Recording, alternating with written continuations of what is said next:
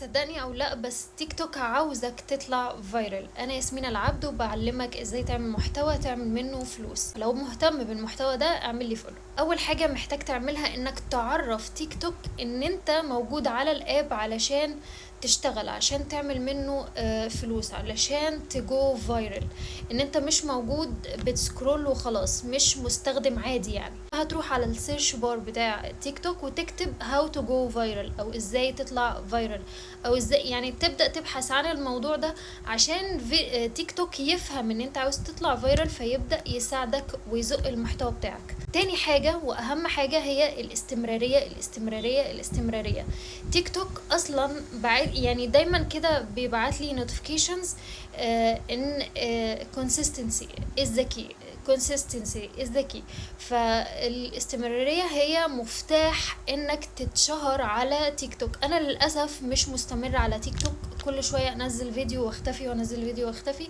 بس لما بستمر ان انا انزل محتوى بلاقي في فيديوهات طلعت فايرل وبسهولة جدا يعني. فالموضوع بس محتاج الاستمرارية، ان انت تنزل كتير. تالت حاجة محتاج تعملها ان انت لما تيجي تنزل اصلا فيديوهات او اي بوست او كده تتفاعل. ما ترميش الحاجة وتجري وتختفي وتقفل الاب يعني.